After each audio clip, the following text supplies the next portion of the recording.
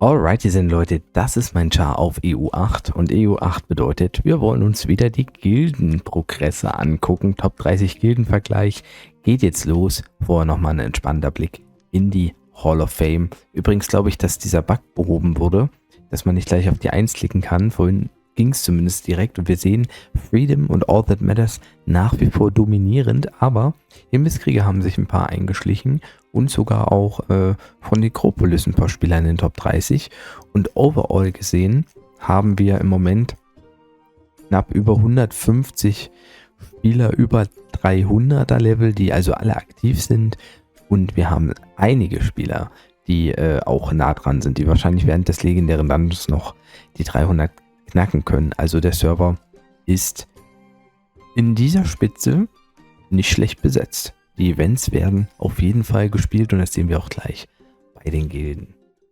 Ja, von Platz 30 bis 25 sieht es so aus. Blue Ocean habe ich jetzt ersetzt mit oder durch Memento Mori, denn Blue Ocean gibt es zwar noch, aber die sind deutlich im Level runtergefallen, also da haben höhere Spieler anscheinend aufgehört. Der Gildenleiter ist immer noch der gleiche, das tut mir natürlich leid, aber sie sind einfach jetzt bei 144er Durchschnittslevel, da kann ich sie nicht in der Liste lassen. Memento Mori ist reingerutscht, deshalb der Progress, der hier steht, der zählt jetzt in dieser Form natürlich nicht, aber Memento Mori, wir sehen, von den Gilden, die ich hier aufgenommen habe, sind sie 30. höchste platzierte Gilde vom Durchschnittslevel. Es gibt ein paar Gilden in der Hall of Fame, die auch so um die 180er im Durchschnittslevel sind. Also es könnte wirklich sein, dass Memento Mori eine Top 30 Gilde ist. 100%ig bestätigen kann ich Stand jetzt noch nicht. Ich bin gespannt, wie sie spielen werden. Danach kommt Landdrücker mit 197er Durchschnittslevel. Wir sehen, die sind letztes Mal neu hinzugekommen. Die haben mit 17 Level 27 Hall of Night eine ordentliche Performance abgeliefert. Sie haben auch Raids gemacht, wenn auch noch nicht so viele vielleicht wie gehen könnten. Ich glaube, da müssen sie noch ein bisschen aufholen. Memento Mori da auch übrigens bei 32 Raids, da ist noch ein bisschen Potenzial da. Die müssen da nachziehen. Black Friday war letztes Mal auch neu dabei. Die haben besser performt als Landdrücker, sowohl in der Hall of Night als auch im Level, auch bei den Raids. Also gut, die hatten aber auch einen Vorsprung von 8. Der ist jetzt auf 6 verkürzt. Black Friday, ja, hält sich tapfer in den Top 30 mit Ambitionen auf Top 25. Da müssen sie aber erstmal an Barde Etoiles vorbei. Barde Etoiles hat, wenn wir die Zahlen hinten sehen, mit 15 im Level und 19 in Hall of Night gefühlt nicht so stark performt. Also im Schnitt sind die Gilden besser performt, aber wo sie echt gut unterwegs sind, sind die Raids. Mit 47 Raids sind sie mit Abstand die Gilde in diesem Bereich. Mit den meisten Raids, das heißt beste Boni, das muss denen auf jeden Fall noch was bringen. Damit können sie sich wahrscheinlich auch noch ganz gut halten. Die Sons of Licious sind aber vorbeigezogen an Barde Toys vom Durchschnittslevel. Auch sie haben 43 Raids immerhin. 24 Durchschnittslevel ist der dritthöchste Wert aller Gilden. GZ dazu, beim letzten Mal waren sie auch in der Hall of Night sehr stark. Waren da Top 3. Hat jetzt dieses Mal nicht gereicht. Trotzdem 23 Level ist okay. Ist jetzt nicht zu krass schlecht. Ja, die sind ja auch, sag ich mal, vom allgemeinen Wert her. Also da ist auch Black Friday zum Beispiel zwar stärker, aber sind auch nicht die schwächste Gilde. Also es passt noch. Ja, und The Brave schließt die Top 25 ab. Ist nur ein Level vor Sons of Licious. Auch die hatten aber eine ganz ordentliche Woche an der Stelle, muss ich mal sagen. Kann man also nicht meckern. Der Abstand zu den weiteren Gilden in der Platzierung in den Top 25, da fangen wir mal an mit Hellmine.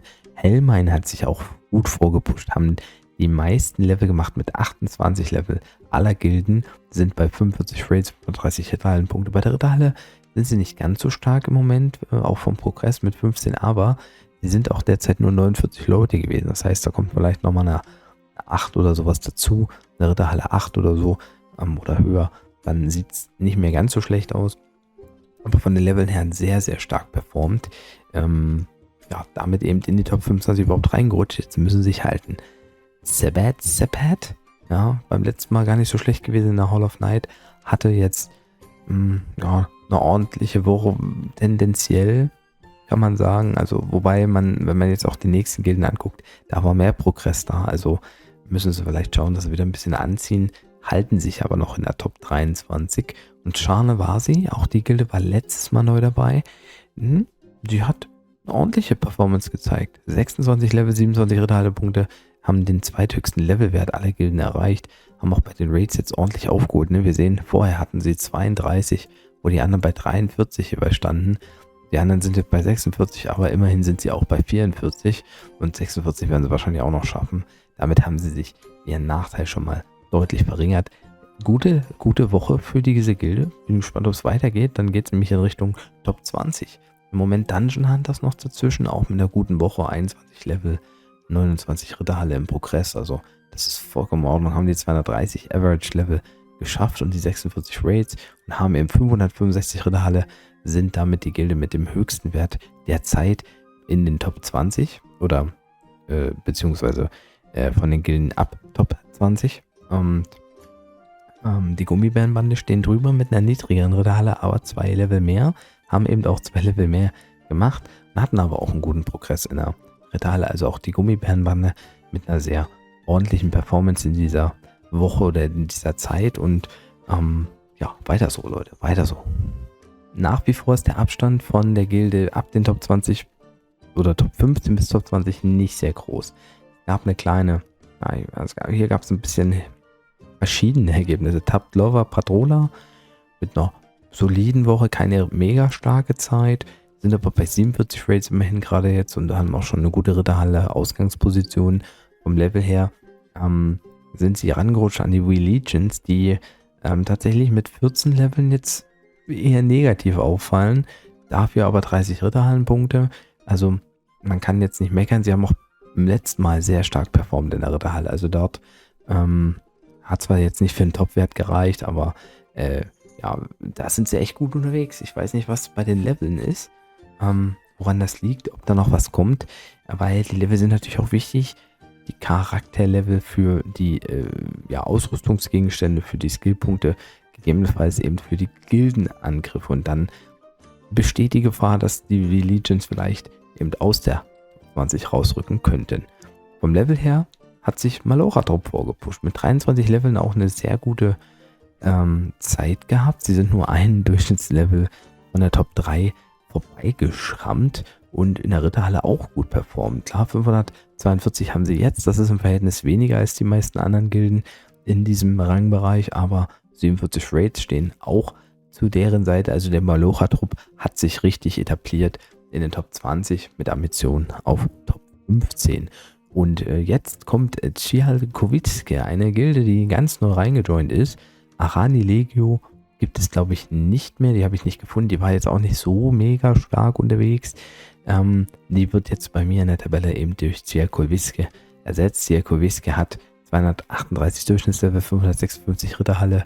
Damit sind sie vom Level her im Kampf um die Top 15 mit Sensitive Resort. Und Cihalkowickie, klar, die Werte hinten zählen jetzt nicht rein. Bin ich gespannt eben, was sie machen. Und ich bin auch sehr gespannt, wie es mit Sensitive Resort weitergeht. Hier müssen wir tatsächlich mal festhalten, dass das mit einem Achtungszeichen hier zu versehen ist. Denn ja, bei denen ging es eher abwärts. Hier gehe ich davon aus, dass hier auch einige High-Level-Spieler gewechselt sind. Ich kenne die Hintergründe leider nicht. Man sieht es natürlich, -1 Durchschnittslevel, nur 11 Ritterhalle, das ist nichts, womit man sich gerne rühmt. Damit verlieren sie wahrscheinlich den Anschluss an die Top 15. Und also solche Situationen können jeder Gilde passieren. Wichtig ist jetzt, dass sie sich halten und dass die Spieler, die jetzt vielleicht neu reingekommen sind, gut aufgenommen werden und dass auch, wenn auch jetzt keine krassen Pilze vielleicht dabei sind, trotzdem wiederum ein besserer Progress beim nächsten Gildenvergleich da ist. Ob es dann immer noch für die Top 15 reicht, weiß ich nicht. Aber ich sag mal, wenn es ganz blöd läuft, dann ist man auch schnell mal in den Top 20 oder aus den Top 20 raus. Ne? Also das würde ich denen nicht wünschen. Ich hoffe, sie kriegen die Kurve gebogen und wir schauen uns das natürlich beim nächsten Mal wieder an. Wir sehen jetzt auch dadurch ist zwischen Rang 15 und den oberen Plätzen ein deutlicher Abstand jetzt entstanden. Die Nachtwache mit einer soliden Performance, 16 Level, 27 Ritterhalle-Punkte, alle Gilden eigentlich, kann man hier aufsetzen. Die haben recht gut performt. Ready for War mit 14 Level, 27 Ritterhalle-Punkte. Ja, also das ist klar, dass man ab einem gewissen Levelpunkt nicht mehr so viele Level pro Zeit machen kann wie die Gilden weiter unten. Trotzdem sieht man, ist das so eine grundsätzliche Performance, alle zwischen 16 oder 14 und 17 Leveln und 24 bis 27 Ritterhallenpunkte. Also daran müsste sich Sensitive Resort sozusagen, wie sagt man das, daran müssten sie sich messen lassen können. Daran müssten sie sich, das müssten sie sich auch als Ziel vornehmen. Mit solchen Werten bleibt man dann eben auch in den Top 15. Requiem Aeternam ist wieder voll. Die waren damals auf 49. Und was man auch mal sagen muss hier, die meisten Gilden hier sind jetzt kurz vor knapp bei den 50 Raids. Also das heißt, Rang 10 noch keine Gilde mit 50 Raids, aber ich glaube, wir werden, ich sag mal, tendenziell noch 4, 5 weitere Gilden sehen, die 50 Raids geschafft haben beim nächsten Mal. Davon ist auszugehen. Und jetzt wird es ganz interessant. Erstmal haben alle Gilden jetzt 50 Raids geschafft. GZ dazu. Dothraki ist jetzt hier Rang 9. Die haben sich vorgespielt. Deutlich vorgespielt. Die haben nämlich 7 Level mehr gemacht als die ganzen anderen Gilden. Damit sind sie von gefühlt Platz 13 auf Platz 9 gerutscht. Die hatten ja letztes Mal schon eine starke Zeit. Also ich weiß nicht, bei denen geht es permanent bergauf. Ja, ich weiß nicht, wo das enden soll. Ne? Also sehr, sehr starke Leistung dieser Gilde. Und trotzdem ist noch ein Abstand da zu Antaiko. Antaiko auch gut performt. 17 Level, 25 Ritterhalle. Da kann man nicht meckern. Die haben hier 580er Ritterhalle. Der höchste Wert bis, sag ich mal, ab Rang 6. Nee, der zweithöchste Wert. Sorry. Und sieht gut aus. Genauso gut sieht auch der Stammtisch aus. Wie vor sehr, sehr gut performt. Sehr gute Ritterhalle auch gehabt mit 35, 19 Level. Kannst du nicht meckern. Exiles, 2 Level weniger, ist jetzt von diesen Gilden gefühlt mit die am schwächtesten performende Gilde. Aber ich sage auch nur gefühlt, denn die hatten ja auch schon höhere Werte und ich sag mal, ja, sind jetzt hier Rang 6. Top 6 können sie auch halten in der Ehrenhalle, stand jetzt. Ob es noch weiter höher geht, weiß ich nicht. Die Himmelskrieger sind nämlich sehr positiv aufgefallen. Die haben sich jetzt auf Rang 5 geschoben und einen Levelabstand aufgebaut. Und die hatten auch eine sehr starke Ritterhalle mit 50 Punkten. Also da wurde wahrscheinlich der legendäre Dungeon sehr gut genutzt, auch für Ressourcen. Kleine Notiz, Thors war lange Gildenleiter, der ist jetzt anscheinend inaktiv. Der ist nämlich gar nicht mehr in der Gilde. Morix hat jetzt übernommen und ja, also weiß nicht, ob dieser gute Ritterhallenwert damit was zu tun hat. Aber die Himmelskrieger haben ihren Anspruch auf Top 5 in dieser Zeit zumindest zementiert. Jetzt müssen sie ihn halten. Und jetzt gehen wir mal in den Top-Gilden-Bereich rein. Der Abstand zu Rang 4 ist noch da, aber nicht mehr ganz so groß, weil Necropolis mit 17 Level 40 Ritterhalle eigentlich eine gute Zeit hatte. Ja, kann man gar nicht meckern. Aber was mir halt auffällt, ist, die sind nach wie vor nur 49 Leute. Ich weiß nicht, ob es schwer ist, da jemanden zu finden gerade. Die waren beim letzten Mal schon 49. Das ist natürlich eine Schwächung.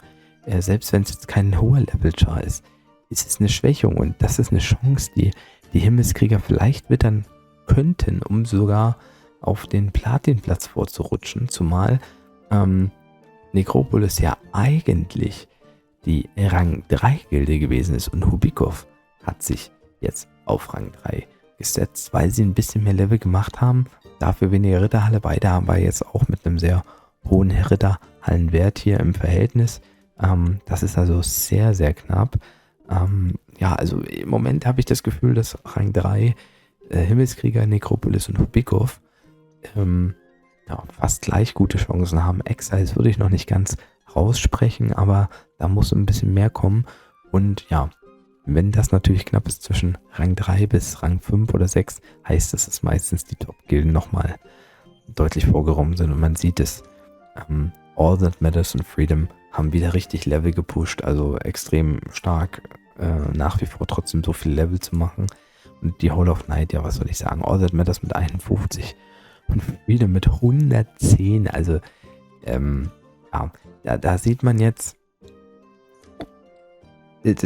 also verschiedene Taktiken können dahinter liegen. Zum einen die Festung wurde priorisiert ausgebaut in den letzten Wochen und jetzt werden die Ritterhallen teilweise nachgezogen, weil vielleicht Spieler jetzt eben auf Ritterhalle 15 oder höher pushen konnten. Und wenn das dann einige machen, dann gibt es natürlich so eine hohe Zahl, ne, wenn man mit einmal 2, 3 Ritterhallenpunkten spielt bei 50 Leuten, ne? Ja, jeder 2 im Schnitt sind schon 100 Punkte.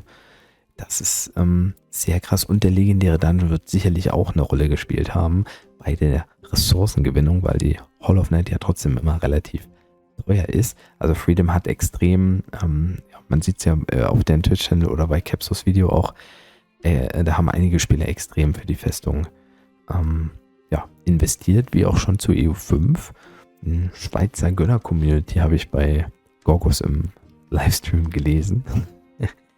Also ja, krass, damit zementieren sie ihren Top 1 Anspruch und wo das endet, weiß ich auch nicht. Also ich könnte mir vorstellen, dass sie auch beim nächsten Vergleich immer noch relativ hoch dabei sind, weil das vielleicht noch nicht alles war. Ich weiß es nicht, aber 718 Ritterhalle zu diesem Zeitpunkt ist auch schon ziemlich krass. Ja, und jetzt, Leute, wird es auch sehr, sehr interessant, weil wir haben ja gesehen, 9 Gilden schon mit 50 Raids auf dem Server, einige, die auch knapp dahinter sind. Wir sehen, dass sich mittlerweile in der Gilden-Ehrenhalle, beim letzten Mal hat es sich schon so ein bisschen angedeutet, jetzt sehen wir es definitiv. Im Moment sind die Top 6 definitiv auch passend zu meiner Tabelle. Also Necropolis da noch auf der 3, ne? Interessant. Können sich hier auf jeden Fall noch auf der 3 halten. Ob das so bleibt, weiß ich nicht. Stammtisch auch gut dabei hier. Zirkowitz auf der 7. Das glaube ich nicht, dass die sich da halten können. Da werden noch andere Gilden vorkommen. Exiles zum Beispiel. Ne? Also Gilden, die jetzt auch schon immer wieder Kämpfe gemacht haben, Ehrenhallenpunkte gewonnen haben. Die werden weiter hochkommen und auch weitere Gilden, sobald die 50 Raids gepackt haben. Also beim nächsten Mal sehen wir, wird es noch besser passen. Aber ich finde es mega interessant. Wir müssen uns auch mal auf die Ehrenhallenabstände gucken. Also Freedom ist nicht nur von den Werten, die wir uns angeguckt haben, top, sondern sie scheinen auch definitiv die Kämpfe gegen All That Matters zu gewinnen. Sonst wäre der Abstand eigentlich meiner Meinung nach geringer. Oder All That Matters hätte Probleme, ihre eigenen Kämpfe zu gewinnen. Aber das glaube ich im Moment auch nicht bei diesen Werten. Ich muss überlegen, ob ich diese Rangplatzierung dann in meine Tabelle mit einnehme. Und die, sage ich mal, als Wert nehme in der Sortierung. Und dann trotzdem aber die Top-Werte für Level und Hall of Night prämiere. Muss mal schauen, wie wir es machen.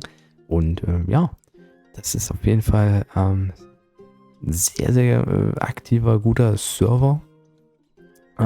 Was mich nach wie vor sehr fasziniert ist, dass fast alle Gilden 50 Mitspieler haben, wenn ich die Werte aufnehme. Also, klar.